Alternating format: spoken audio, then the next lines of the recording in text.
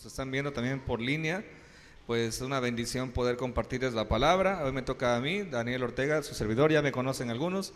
Y bueno, es algo que me gusta hacer, sí, tiene rato que ya no lo hacía. Como bien oraba Carla, tuvimos unos días ahí complicados de salud, pero gracias a Dios no hubo problema, entonces pues aquí estamos con todo, ¿no? Entonces, hermanos, hoy yo les voy a compartir un tema que creo que es importante tanto para cristianos nuevos como para cristianos ya de tiempo, ¿sí? La pregunta y la prédica de hoy, el título de la prédica se llama ¿qué te define? ¿No? ¿A ti qué te define? ¿Sí? Hay muchas cosas, nosotros como seres humanos, por ahí hay un dicho, dime cómo piensas y te diré quién eres, ¿sí lo recuerdan? ¿Sí? O sea, ¿en qué te la pasas pensando todo el día? Y con base en eso te voy a decir quién eres tú, ¿verdad? Nosotros como cristianos, cuando aceptamos a Jesús, ¿qué es lo primero que tenemos inmediatamente? ¿Alguien me puede decir? Cuando aceptamos a Cristo, ¿qué tenemos? Ser salvos, tenemos salvación inmediata, ¿verdad? No condicionada por obras, no condicionada por lo que hagamos ni por lo que dejemos de hacer. Tenemos salvación, ¿sí? Y pasamos a ser, tenemos paz, sí, un montón de cosas que Dios nos da, ¿verdad? Pero básicamente lo primero que tenemos es salvación, ¿sí? Así de inmediato, no es negociable porque Cristo ya lo pagó, ¿vale? Pero pasa que como cristianos, independientemente de la salvación que ya tenemos, que Cristo nos dio, tenemos muchas cosas adentro que todavía nos definen y muchas veces no precisamente es Cristo. Cuando nosotros aceptamos a Cristo, Él empieza a darnos una nueva vida, una nueva forma de pensar, dejando los rudimentos pasados para ponerlos sobre los nuevos, ¿sí? Para poner los nuevos sobre los pasados. Entonces, nosotros como seres humanos, para lograr cosas en la vida, tenemos que usar, vamos a pensar como meros seres humanos, ¿no? Dejando a un lado la espiritualidad. Somos seres que tienen recursos para lograr grandes cosas, dependiendo del esfuerzo, de los recursos con los que cuenta uno para lograrlos, dependientes del destino y de las condiciones de la vida. Si estamos de acuerdo que sin Cristo así somos. Nosotros logramos las cosas por las que nos esforzamos y con lo que tenemos lo hacemos, ¿verdad? ¿Cuántas veces no han visto a muchos millonarios a decir, es que tú puedes hacerlo, tú puedes lograrlo si te lo propones? ¿Sí? Si han escuchado, hoy está de moda esa parte, ¿no? Y no está mal que te digan eso, porque con el esfuerzo podemos llegar a lograr muchas cosas, ¿sí? A los que son diligentes, a los que se levantan temprano a trabajar, pueden lograr muchas cosas. Pero ¿qué pasaba? Hace poco nos comentaba Jaime, ¿qué pasaba con algunas personas que son muy trabajadoras, tienen mucho esfuerzo, pero no tienen los recursos para lograr llegar a donde quieren llegar? La pregunta es, ¿de verdad todos en la vida podemos alcanzar todo lo que querramos? Yo pienso que no, ¿sí? Porque hay mucha gente trabajadora y mucha gente talentosa que se esfuerza toda su vida y no logran lo que quieren, ¿sí? Porque la vida es así. Porque no todos tenemos los recursos para lograr todas las cosas, ¿sí? Hay muchas personas que se sacan la lotería en cuanto a la vida hablando, no precisamente la lotería nacional, ¿verdad? La de efectivo, sino que están en el momento ideal, en el punto ideal, en el lugar ideal y logran algo, ¿sí? ¿Qué es lo que pasa con muchos youtubers hoy día? Se hacen famosos porque sacaron un video viral, ¿no? Y todo, está bien chistoso su video, oye, pues ya la armé, ¿no? Y se hacen famosos, tienen cantidad de seguidores y te dicen a esos seguidores, esas personas te dicen, tú también puedes lograr lo que te propongas, pero no es cierto, a veces no es así. Si bien tenemos que esforzarnos, no muchas veces vamos a lograr todas las cosas, ¿verdad? Porque Jaime ponía un ejemplo de un cubano. Nosotros conocemos a muchos cubanos que miren, son los más trabajadores del mundo, pero su sistema no les permite progresar, ¿sí? Entonces seamos realistas, eso lo estoy hablando como realismo, el realismo del ser humano. La gente allá afuera te vende de que tú puedes lograr todo lo que tú quieras, pero la realidad es que no. A eso quiero llegar con ese comentario. La realidad es que no, nosotros somos limitados por el destino, por los recursos y a veces inclusive por nuestra capacidad física, ¿no? A veces no somos tan inteligentes, para ser honestos, ¿sí? Entonces la pregunta es, ¿qué nos define a nosotros? Nuestra fuerza, nuestra capacidad para lograr cosas. Si se trata de eso, imagínense una persona que se hace millonaria, ¿sí? A base de esfuerzo, a base de recursos, a base de conectes, lo que sea. Pero por alguna razón la economía se va a la quiebra ¿Esa persona millonaria logró todo lo que quiso durante toda su vida? Pues no, porque también dependía del destino, también dependía de las cosas que existen en el mundo. ¿Sí me doy a explicar? O sea, nosotros somos seres finitos, limitados, ¿sí? El mundo lo dice porque necesita el mundo darse a esperarse a sí mismo, ¿sí? De que tú puedes lograrlo, de que todo va a estar bien, pero la realidad es que no. Ahora, ¿qué te define en la vida? ¿Te define lo que tienes o lo que eres para Dios? Y eso lo vamos a ir viendo. Nosotros sin Cristo hablando, ¿qué somos para Dios? ¿Sí? Antes de llegar a Cristo, ¿qué somos para Él?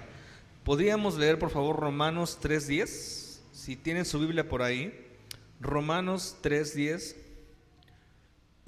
dice lo siguiente: como está escrito, Romanos 3:10, como está escrito, no hay justo ni uno solo. Así de simple, no hay justo ni uno solo. Yo veo que allá afuera hay un debate, ¿sí? De que somos malos por naturaleza o somos buenos por naturaleza, ¿sí? El mundo lo puede filosofar, lo puede decir, y para el mundo pues el resultado que digan pues está bien, ¿no? Es relativo, ¿sí? Para el mundo le agarran lo que les conviene cuando les conviene, ¿verdad? Pero desde los ojos de Dios, sin Cristo, nosotros dice la palabra que no habemos ni uno solo justo, ¿sí? No hay nadie que haga el bien, no hay nadie que busque al Señor, ¿sí? Dice Colosenses 1:21: y también ustedes, que en otro tiempo eran extranjeros y enemigos, tanto en sus pensamientos como en sus acciones, ahora los ha reconciliado completamente, ¿sí? En otro tiempo éramos extranjeros y éramos enemigos. O sea, no solamente éramos de fuera, sino que también estábamos en contra de Dios. Dios viene, nos da gracia, nos da salvación y nos da perdón, ¿sí? Dice por ahí Salmos 7:11. Salmos 7:11 dice lo siguiente: Dios es un juez justo, siempre, observen, siempre enojado con la gente malvada. ¿Y qué éramos nosotros antes de Cristo? Éramos malvados. O sea, la pregunta es, la gente de allá afuera puede pensar que tiene todo el éxito del mundo, cuando la palabra de Dios está diciendo que Dios está airado contra el malvado, ¿sí? De cómo lograr cosas y demás, eso lo podemos hablar después, pero la condición del ser humano es que nosotros somos enemigos de Dios, ¿sí? De primera instancia, sin conocer a Él, ¿sí? Entonces, éramos enemigos por nuestras malas obras, y el día de hoy nos ha puesto en una posición de hijos redimidos, ¿sí? Nosotros teníamos pecados, teníamos maldades, ¿sí? Y cuando venimos a Cristo, lo primero que tenemos es salvación, redención de pecados. Ese es nuestro estado inicial estando en Cristo, ¿sí? Tú y yo éramos enemigos de Dios en automático por el simple hecho de existir. Cuando tú aceptas a Cristo, tienes redención de pecados, y que eso quede bien claro. Yo sé que muchos lo saben, pero muchas veces se nos olvida, porque pecamos y nos condenamos la vida, y muchas veces eso nos define, ¿sí? Estamos con Cristo, pero no nos sentimos completamente perdonados, porque seguimos pecando o porque pecamos muy feo en el pasado. Vayan ustedes a ver qué hicimos. Y muchas veces vivimos en el pasado, y ese es el primer punto que vamos a hablar. ¿Qué te define el día de hoy? ¿Te define tu pasado? ¿Sí? ¿Qué es aquello que tú hiciste o que has hecho recientemente que no te deja sentirte como deberías de sentirte? Para el ser humano es muy complicado pensar que hemos sido perdonados de todos los pecados, ¿sí? Es complicado, ¿por qué? Porque muchas veces los pecados fueron muy fuertes, o porque seguimos siendo pecadores, ¿verdad? Pero ¿qué es lo que nos ha dado vida eterna o vida temporal? Como para pensar que tú puedes seguir viviendo en el estado de condenado una vez que le has entregado tu vida a Cristo. Si de eso se tratara, entonces Dios no te dio vida eterna, te dio vida temporal, y la palabra enseña que nos dio vida eterna, ¿sí? Ahora, ¿qué hemos hecho en el pasado? Yo he conocido muchos cristianos de verdad que son redimidos por Cristo, y no dudo que son salvos, pero su vida se define por lo que les pasó de pequeñitos, porque abusaron de ellos, porque hicieron cosas malas, porque mataron a alguien quizá que tiene sus consecuencias, pero todo eso, la palabra del Señor dice que las cosas pasadas Él las echa al fondo del mar, ¿sí? El castigo por esas cosas pasadas Él las perdona y las echa al fondo del mar, ¿vale? Muchas veces estamos aferrados a un recuerdo del pasado, de cuando no éramos cristianos, ¿sí? Y vivimos nuestro cristianismo pensando en ese pasado que tuvimos, en aquellas cosas que hicimos, ¿sí? Les vamos a contar una historia que se encuentra en 2 de Samuel 21, del 10 al 14. ¿Ok? 2 de Samuel 21, del 10 al 14. Y vamos a dar un poco de contexto de este pasaje. Resulta que había unas personas llamadas gabaonitas, y esas personas tuvieron una bronca con el rey Saúl, ¿sí? Sí, de hecho ahorita Carla recién habló del rey Saúl y del rey David, perdón. Bueno, los gabaonitas, este pueblo que pues no era israelita, tiene broncas con Saúl. Saúl se los quiere echar, se los quiere matar, ¿sí? Y de momento pues tuvieron un problema. Saúl se sale del trono y viene David, pero David era más chévere. David era un hombre conforme al corazón de Dios. Entonces ya era una nueva administración y los gabaonitas y David se reunieron y dijeron: mira, lo que pasó, ya vamos a arreglar nuestras broncas. Y si en algo debemos, dice David, si en algo debemos restituir lo que hicieron, lo que pasó anteriormente, pues díganos, ¿no? Pero los gabaonitas tenían una bronca metida dentro del corazón, ¿sí? Que la gente de Saúl quiso matar a la gente de los gabaonitas y los despojó de muchas cosas, ¿no? Estaban enojados con la casa de Saúl, ¿sí? Mira, David, sí, está bien, vamos a hacer las paces tú y yo, pero para esto yo te voy a pedir a 7 hombres de los descendientes de Saúl, y con eso de verdad que ya no tenemos bronca jamás, ¿sí? Y pues David, como rey, pudiéramos juzgarlo, ¿verdad? Pero eran la vida de 7 hombres contra una guerra constante contra los gabaonitas. Si pensamos como rey en esos entonces, era una decisión pesada, ¿verdad? Y pues ¿qué pasó y qué dijo David? Pues compadre, pues te los vamos a dar con tal de que tengamos la paz, ¿sí? Y es aquí cuando viene David, toma a los hijos de una mujer llamada Rispa, que era una concubina, esposa de Saúl, y agarró a sus hijos y agarró a otros descendientes por ahí, y pues los entregaron a los gabaonitas, a los enemigos de David, y los colgaron en una horca y murieron, ¿sí? Ahora, ¿por qué de esa historia? 2 de Samuel 21:10 dice lo siguiente: entonces Rispa, o sea la mamá de ellos, tomó una tela de cilicio, la tendió sobre el peñasco, desde el principio de la siega hasta que llovió sobre ellos aguas del cielo, y no dejó que ni un ave del cielo se posara sobre ellos, ni de día ni de noche, ni las fieras del campo de noche. Esto está hablando de las personas que estaban colgadas, sus hijos, ¿sí? La mamá, los cadáveres, dice que desde el que comenzó la siega hasta que llovió, ¿sí? Y fue dicho a David lo que hacía Rispa, hija de Aja, concubina de Saúl. Entonces David tomó los huesos de Saúl, los huesos de Jonatán su hijo, de los hombres de Jabes de Galat, que los había hurtado de la plaza de Betzán, donde los había colgado los filisteos cuando los filisteos mataron a Saúl en Gilboa. Y hizo llevar a los huesos de Saúl ahí, juntos con los huesos de Jonatán su hijo, y recogieron también los huesos de los ahorcados. Y sepultaron los huesos de Saúl y de su hijo Jonatán en tierra de Benjamín, en Sela, en sepulcro de Cis, su padre. E hicieron todo lo que el rey había mandado, y Dios fue propicio a la tierra después de esto, ¿sí? ¿Cuál es la enseñanza de esta historia? ¿Sí? Que ciertamente pasó un acontecimiento muy fuerte, porque si lo leemos así, pues dicen: ah, bueno, pues ya los gabaonitas tuvieron paz con el reino de David, perdón. Ah, todo chido, ¿no? Pero ¿qué pasó con esa mujer? O sea, todo suena bien hasta que eres Rispa, ¿no? Te mataron a tus hijos, o sea, todo está bien hasta ahí. Ponte en el lugar de Rispa, ¿sí? ¿Qué también le pudo haber ido a esa mujer? Que le tomen a sus hijos, se los cuelguen y dicen: ah, bueno, sí, ya se pagó la bronca, ya. Pues tus hijos están ahí colgados, ¿sí? Pesado, ¿no creen? Difícil. Y no se menosprecia lo que pasó con esa mujer, pero tuvo un problema esa mujer. Dice que estuvo desde el principio de la siega hasta que sobró sobre ellos aguas del cielo. O sea, que prácticamente estuvo con sus hijos ahí durante, vayan a saber cuántos meses. Imagínense qué imagen tan tenebrosa.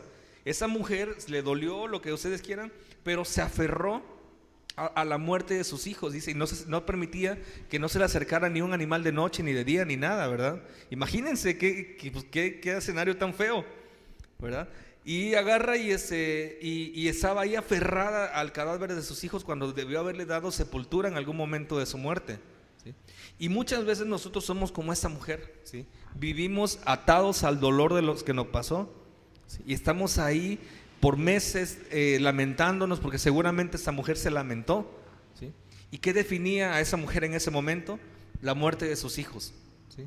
A tal grado de que no se dio cuenta que estaba haciendo algo macabro, ¿verdad? Teniendo a los cadáveres ahí colgados durante meses, ¿sí? Y la mujer dice que se enfocó tanto en esto que estuvo ahí todo el tiempo de la cosecha y la siega y dejó pasar todo lo que tenía enfrente por estar enfocada en lo que le pasó a sus hijos. Y muchas veces nosotros estamos igualitos como cristianos. Yo conozco por ahí una persona que yo hace como, no sé, como 10 años, como 7 años, yo vengo de una iglesia, yo vengo de otra iglesia y tengo muchos conocidos de la otra iglesia donde estuvimos, ¿sí? Y hay una persona por ahí que en aquel entonces decía, no, es que sabes que yo tuve una infancia muy mala y yo hago lo que hago por lo que me hicieron, porque nadie me entiende. Es que tú no entiendes lo que a mí me pasó de niño, me abandonaron, no sé qué cosa, mis padres no sé qué hicieron, y de verdad su defensa siempre era esa, ¿sí? Tú no entiendes lo que me hicieron de niño. Esa persona ya tenía como 40 años, ¿sí? Y no estoy diciendo que muchas veces no podamos tener traumas de pequeños que tenemos que sanar, ¿no? Hasta ese momento a lo mejor, bueno, pues busca ayuda, ¿no? O te ayudamos. Hace poco, sí, yo tengo ya mucho tiempo que ya no voy a aquella iglesia, lo saludé por Facebook a esa persona. ¿Qué onda? ¿Cómo estás? Invítame a tu iglesia. Le digo, sí, pues cuando quieras, ¿no? Y es que sí, es que tú no me entiendes, me dice. Tú no sabes por lo que yo he pasado. Es que de chiquito me hicieron esto. Y le digo otra vez con lo mismo. O sea, de verdad, de verdad.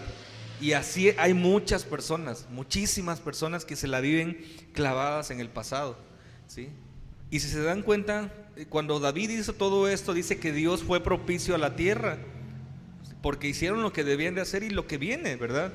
Entonces nosotros, sí, está bien que nos lamentemos, que pensemos que es injusto, pero ¿saben qué iba a volver a la vida a los hijos de esa mujer? Nada, ¿sí? ¿Fue injusto? Sí, fue injusto. ¿Acaso el mundo es justo? La verdad es que no. ¿Cuántas veces no hemos pasado cosas que no se resuelven jamás? Y que nos deben dinero y que nos hacen cosas que nos ofenden y te enojas y lo que tú quieras, pero ya, o sea, supéralo en algún momento de tu vida, porque si te quedas ahí te vas a perder toda la siega que Dios tiene para ti, que fue justamente lo que le pasó a esta mujer. Entonces la pregunta es, ¿te define lo que te pasó a ti o te define lo que eres en Cristo? ¿Sí? ¿Qué te define? ¿Tu pasado? El pasado, si fue feo, pues de verdad que lo lamento. A quien quieran podemos ayudarles, pero saben que no tienen que vivir lamentándose de lo que ya les pasó, porque ya no va a volver, ¿sí? Porque la vida es así, lamentablemente. La vida es dura, sí, y hay que llorar con los que lloran y reír con los que ríen, pero después de un tiempo tenemos que levantarnos y seguir, porque en algún momento nosotros también nos vamos a morir, ¿sí? También vamos a ir con Cristo, y Cristo nos va a preguntar cómo viviste tu vida, en tu pasado o con las bendiciones que yo tenía para ti. ¿Ok? Entonces, ¿qué más te define a ti como cristiano? Otro punto importante, ¿nos definen lo que Dios nos da o los regalos de Dios? Cuando Dios, tener algo de parte de Dios no precisamente nos hace agradable a Dios. Observen esto, ¿sí?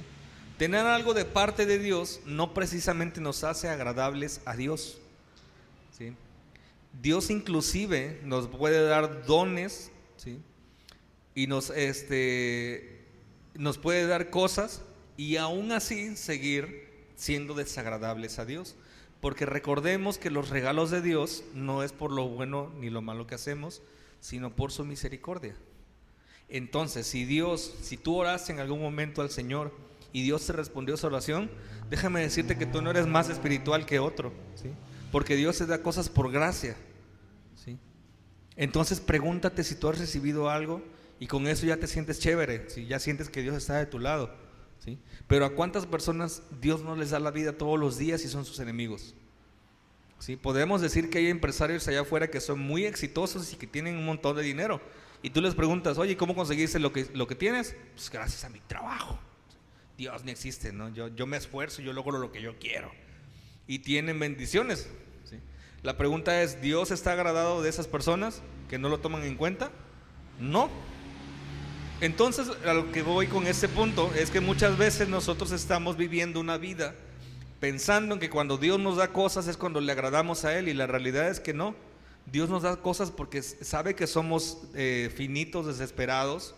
Dios sabe que no podemos lograr lo que queremos, por lo tanto Él nos ayuda y nos da, ¿verdad? Pero eso no quiere decir que Dios esté todos los días agradado de nosotros. ¿Cómo se agrada Dios de nosotros? Teniendo fe, obedeciéndole su palabra, ¿sí? Viniendo a la iglesia, pero no solamente a llenar un tiempo ay, pues ya fui a la iglesia el domingo y listo, ¿no? No, Dios se agrada que tú le sirvas, que tú le ames, que tú ames a tu hermano. Eso es lo que le agrada. Las bendiciones y regalos son aparte, y Él las da a quien quiere, cuando quiere, ¿sí? Entonces nosotros no somos más espirituales por lo que Dios nos da. Que no te defina eso, ¿sí? Dice Romanos 11:29, dice lo siguiente: porque irrevocables son los dones y el llamamiento de Dios. Esto suena bonito, pero no es tan bonito si lo analizamos de la siguiente manera. Irrevocables son los dones y el llamamiento de Dios. Dios te puede dar a ti dones, es decir, regalos inmerecidos. Dios te puede dar un llamado, y como Dios no es hombre para mentir, Dios te lo da y te lo regala y te lo deja, ¿sí? Y no te lo va a quitar, aunque tú andes muchas veces más chueco que no sé, algo chueco, ¿no? No se me ocurre nada. Que andes muy chueco, ¿sí? Yo les voy a decir, porque yo conozco unas personas, voy a poner puros ejemplos, ¿verdad? No voy a decir quiénes, no son de aquí, así que no se espanten. Conozco unos muchachos que durante mucho tiempo anduvieron de iglesia en iglesia, y esas personas eran excelentes músicos, sí, eran dos hermanos, eran excelentes músicos, y llegaban a las iglesias y se metían a la alabanza, ¿sí? Les digo eso porque llegaron a otra iglesia donde estábamos nosotros, y tocaban y decían y ministraban, y la presencia del Señor, ¿no? Pero ¿saben qué andaban haciendo esos muchachos? Andaban en iglesia buscando chicas, ¿sí? Ese era todo su sentirse bien, ¿verdad? Yo los conocí, yo los traté, y yo veía que solo andaban detrás de las chicas, y así tuvieron una larga lista de iglesias, ¿sí? Y yo me preguntaba, digo, bueno, estos chavos, ¿por qué siendo pues, tan carnales y tan pues no agradables a Dios? ¿Por qué siguen teniendo lo que hacen, y por qué hacen lo que hacen? Porque lo acabamos de leer, porque irrevocables son los dones de Dios y el llamamiento. Pero eso inclusive yo puedo usarlo para usarlo en contra de lo que Dios quiere. Y era exactamente lo que estas personas estaban haciendo. Lo que Dios les dio lo estaban haciendo para conseguir algo personal, ¿sí? Pero aguas, que dice la palabra, terriblemente es caer en manos del Dios vivo, ¿sí? Porque va a llegar un momento en que Dios les va a demandar qué hiciste con lo que yo te di. Y es exactamente lo que Dios se va a decir a ti y a mí: ¿qué hiciste con lo que yo te di? ¿Te sentías bien porque tenías una bendición? No era para que te sintieras bien, era para que la usaras para bendecir a mi pueblo, para bendecir a mi reino, ¿sí?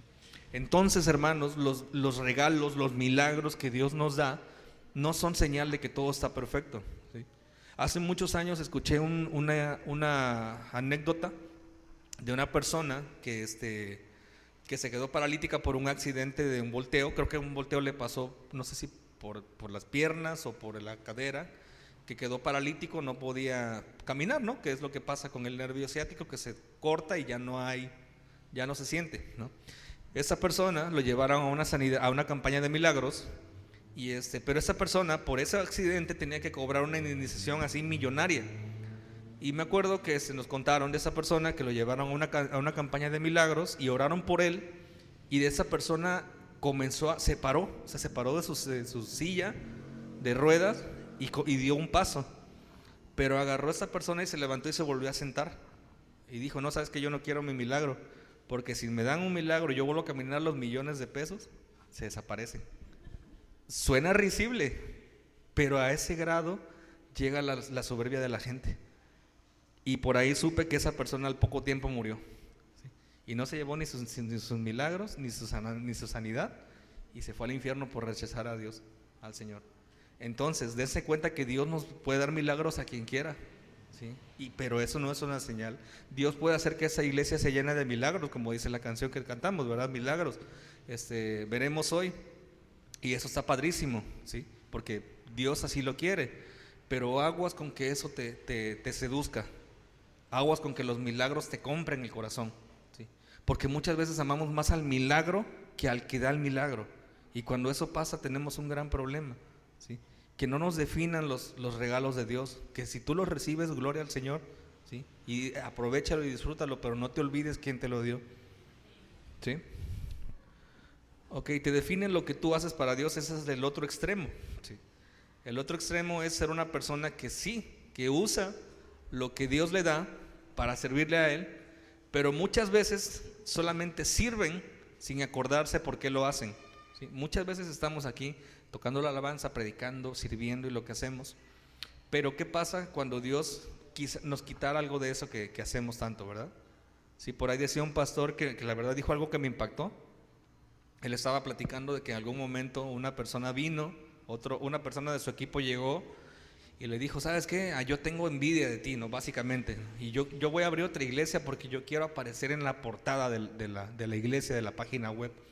Dice, lo único que me pesaría es que yo me lleve a tu gente, ¿no? Y le dijo a esa persona, no, pues si la gente se va, que se vaya. Yo no morí por ellos, no son míos, son de Cristo.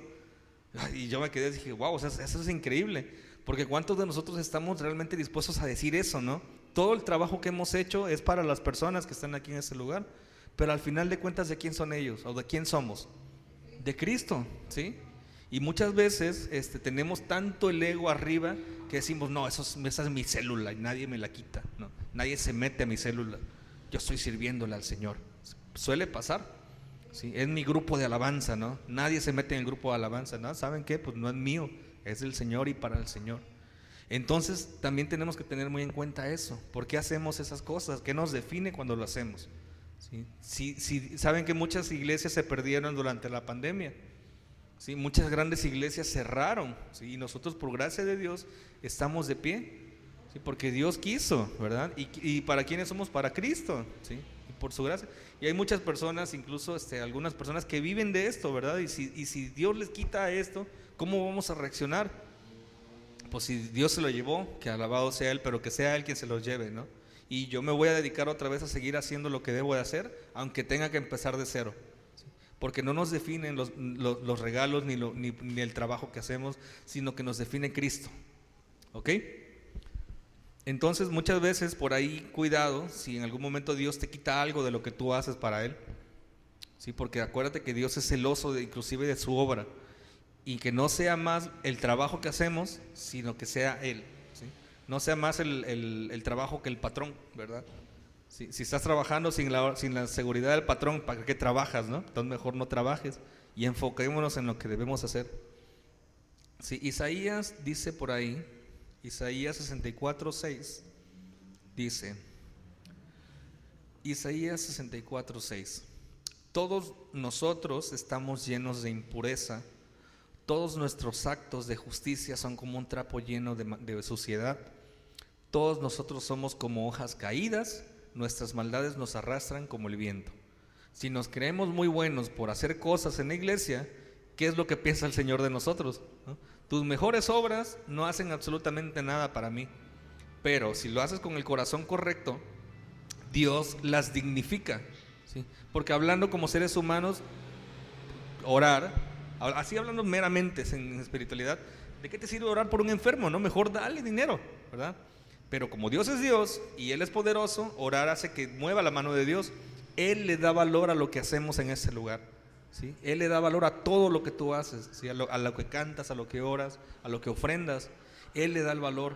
Por esa razón tenemos que tener muy en cuenta de quién proviene lo que hacemos y para quién lo hacemos, ¿sí? Si hablamos de puras obras, nuestras obras están peladas, ¿sí? No son agradables a Dios, pero Él les da el valor, ¿sí? Ok, lo que realmente nos define, fíjense, esto es bien importante, lo que realmente nos define es lo que Dios nos ha dado por gracia, ¿sí? Dice, por ahí la palabra, en Tito 2, 11 y 12, dice lo siguiente, Tito 2, 11 y 12. En verdad, Dios ha manifestado a toda la humanidad su gracia, la cual trae salvación y nos enseña a rechazar la impiedad, las pasiones mundanas. Así podemos vivir en este mundo con justicia, piedad y dominio propio. Eso está increíble, porque dice que su gracia, la cual trae salvación, nos enseña a rechazar la impiedad. ¿Tú te crees muy santo porque ya no pecas? ¿Te crees muy santo porque ya no haces cosas del pasado? Pues sabes que la salvación que Dios te dio fue la que te enseñó a no hacerlo. Nosotros no podemos y no queremos, ¿sí? Por naturaleza propia no podemos y no queremos. Si tú quieres ser más santo, es porque Dios te ha dado ese deseo. Porque la palabra dice que Él es quien pone el querer como el hacer, ¿sí? Entonces, ¿qué tenemos nosotros para darle a Dios? Nada, absolutamente nada. ¿Y por qué muchas veces nos creemos tanto, verdad? Muchas veces nos creemos más santos que Jesucristo. Nos creemos más, que hacemos más obras que el Espíritu Santo, ¿verdad? Y la realidad es que no tenemos nada, no tenemos absolutamente nada. Si Él nos pone, si Él te dice, ¿sabes qué? Quiero que estés con mi presencia. Él te lleva a ti para que tú estés en su presencia. O sea, Él te pone con Él mismo en la relación correcta, porque eso es dado por gracia. Lo único que tú tienes que hacer es abrir tu corazón y decirle: Señor, aquí estoy, haz conmigo lo que quieras, porque de ahí en fuera no tenemos nada, ni la voluntad de agradarle, ¿sí? Eso es increíble. Él mismo se encarga de que nosotros seamos maduros, ¿sí? Nosotros no somos maduros porque ¿cuántas veces no nos equivocamos, sí o no? Pues Dios hace las cosas necesarias para que tú seas maduro, y muchas veces esas cosas van a ser situaciones difíciles que te van a llevar a madurar, ¿sí? Entonces, todo lo malo que te pase, dile: gracias, Señor, porque eso me está haciendo ser más como tú. ¿Quién quiere pasar situaciones difíciles? Nadie. Yo no quiero, sinceramente, pero esas situaciones son las que me han llevado a estar más cerca del Señor, ¿sí? Dice primera de Pedro 5:10, dice lo siguiente: y después de que ustedes hayan sufrido un poco de tiempo, Dios mismo, el Dios de toda gracia, que los llamó a su gloria eterna en Cristo, los restaurará, los hará fuertes, firmes y estables. ¿Qué hago? Dios mismo, quien los salvó, los va a restaurar, los hará fuertes, firmes y estables. Si tú tienes 20, 30 años en el cristianismo, ¿por qué es? Porque Dios te hizo fuerte, firme y estable. Porque Dios lo hizo, ¿sí? Ok. Nosotros tenemos lo que tenemos y hacemos lo que hacemos porque a Dios le ha placido, por gracia, dárnoslo, ¿sí? Nosotros, cuando dijimos: Señor, yo te acepto como mi Señor y Salvador, estamos diciendo: yo acepto que tú hagas lo que tú quieras conmigo. Y muchas veces nos estamos quejando: ¿por qué, Dios? ¿No? Cuando nosotros le dimos permiso, ¿verdad? Cuando Pedro aceptó a Jesús, ¿qué le dijo Jesús a Pedro? Pedro, a partir de ahora, tú antes ibas a donde querías y hacías lo que querías, pero a partir de ahora otro te va a llevar y otro te hará hacer lo que tú no quieres hacer. Eso fue lo que Jesús le dijo a Pedro. Y eso lo dijo porque Pedro había comprendido que Jesús ya estaba resucitado y que era el Señor. Entonces, cuando nosotros nos convertimos a Cristo, le estamos dando exactamente la misma potestad al Señor de que haga con nosotros lo necesario. Y eso que Dios va a hacer, lo va a hacer para que tú y yo nos defina el Cristo mismo y no nosotros, ni nuestras obras, ni nada por el estilo. ¿Ok? No se trata de lo que hagamos o dejemos de hacer, es decir, no se trata de las obras. Eso es muy importante, ¿sí? Las obras malas y buenas que nosotros como cristianos hagamos nos van a traer consecuencias en esta tierra, ¿sí? Por eso tampoco podemos decir: bueno, como Dios me va a poner en la relación correcta, pues yo hago lo que quiera y seguramente me va a llamar. Sí, pero recordemos a un personaje que dijo eso, se llamaba Sansón, y Dios tenía un propósito para él, ¿sí? Sansón tenía que vencer a los filisteos, y Dios dijo: pues ¿sabes qué, Sansón? Tú eres un fornicario y sí vas a vencer a los filisteos, pero ¿sabes cómo lo vas a vencer? Amarrado a 2 postes, ciego y humillado, ¿sí? Y así terminó Sansón. ¿Cumplió Dios su propósito? Sí, pero ¿en qué condiciones? Por lo tanto, todo lo que tú hagas y decidas va a tener consecuencias diferentes. Dios en su gracia te ha salvado y te va a dar salvación, pero cómo vivas va a depender de ti, ¿sí? No se trata de vivir pecando porque ya Dios va a hacer la obra, ¿sí? Tú haz tu parte también, ¿sí? No se trata de que tenemos licencia porque Dios nos ha salvado. Dice por ahí una parte de la Biblia: ocúpense de su salvación con temor y temblor. O sea, es decir, lo que Dios ya te dio, ocúpate en ello y cuídalo como si fuera lo más preciado de tu vida, ¿verdad? Porque si tú haces mal uso de esto, te va a ir mal en esta vida. Aunque Dios te ha dado bendiciones, te va a ir mal, ¿sí? Puedes inclusive morir antes de tiempo por tu rebeldía, ¿sí? Que he conocido muchos casos. Entonces, hay muchas cosas que nosotros nunca podríamos lograrlas, ¿sí? El simple hecho de ser salvos, no podemos lograrlo por nosotros mismos. Por esa razón vino Cristo y nos salvó, ¿ok? Dice Apocalipsis, ya casi para terminar, dice Apocalipsis 3:5, por favor. Este pasaje yo siempre que lo leía antes me sonaba convincente a medias, y lo vamos a leer todos. Apocalipsis 3:5 dice, observen: el que salga vencedor será vestido de blanco, y jamás borraré su nombre del libro de la vida, sino que le reconoceré delante de mi Padre y delante de sus ángeles. Eso suena padre, pero suena a la vez tétrico. Yo decía, a ver, el que salga vencedor, y yo me auto examinaba. Yo decía, ¿realmente yo soy vencedor? O sea, la verdad, eso de el libro de la vida, o sea, el título, libro de la vida, a mí siempre me daba como temorcillo. Yo decía, no manches, ¿y de verdad mi nombre está escrito en el libro de la vida? ¿De verdad voy a vencer para que el Padre escriba mi nombre en el libro de la vida? Piensen un poquito en eso. Da un poco de miedo porque, a ver, hagamos recuento de nuestras obras. ¿Tú eres vencedor por tus obras? Piensa un poco. Entonces, si lo vemos así como tal está aquí, pues yo creo que nadie, o sea, nadie, porque ¿quién puede vencer a este mundo? Nadie. Porque todos pecamos, todos hemos pecado y seguimos pecando, ¿verdad? Buscamos ser más como Jesús, pero la realidad es que somos pecadores todavía, redimidos por Cristo. Pero vamos a leer por último Primera de Juan 5:5, que aquí está la clave y la respuesta. Primera de Juan 5:5. Ok, dice, es del 5 en adelante. Perdón, Primera de Juan 5:1. Sí, Primera de Juan 5:1. Dice lo siguiente: todo aquel que cree que Jesús es el Cristo es nacido de Dios, y todo aquel que ama al que engendró, ama también al que han sido engendrado por él, es decir, a Jesús. En esto conocemos que amamos a los hijos de Dios, cuando amamos a Dios y guardamos sus mandamientos, pues este amor es el amor de Dios, que guardemos sus mandamientos. Y sus mandamientos no son gravosos, porque todo aquel que es nacido de Dios, ¿qué dice? Vence al mundo. Y esta es la victoria que ha vencido al mundo, nuestra fe. ¿Quién es el que vence al mundo sino aquel que cree en Jesús, que es el Hijo de Dios? Amén. O sea, qué padrísimo, porque yo con eso puedo estar seguro de que mi nombre va a estar escrito en el libro de la vida. Por lo que yo hago, no, por mi fe en Cristo y por mi deseo de agradar a Cristo, ¿sí? Por esa razón es que yo voy a tener la victoria de lo que acabamos de leer de Apocalipsis, ¿sí? Por eso nada más, ¿sí? Obviamente, si nos pusiéramos a hablar de una prédica de qué debemos hacer para agradar a Dios, eso es un tema aparte, ¿verdad? Nosotros somos salvos por gracia. Éramos enemigos de Dios, no agradábamos a Dios nunca. Ahora, vivir una vida agradable a Dios, eso es otro tema, ¿verdad? Porque podemos ser sus hijos, ser salvos y ser desagradables delante de Dios con nuestras obras. ¿Cuántas veces no hemos sido desagradables delante de Dios? ¿Cuántas veces no hemos hecho cosas feas? ¿Sí? Entonces, bueno, eso queda para otro tema. Pero el día de hoy yo quisiera que pensáramos en esta parte, en qué nos define como cristianos. ¿Qué te define a ti? Tus obras, tu pasado, lo que haces para Dios o lo que no haces para Dios. Los milagros se definen, lo que recibes día a día. ¿Sabes? Eso no te hace mejor, como ya lo vimos, ¿sí? Entonces, vamos a terminar este tiempo. Les agradecemos a los que nos están viendo en línea.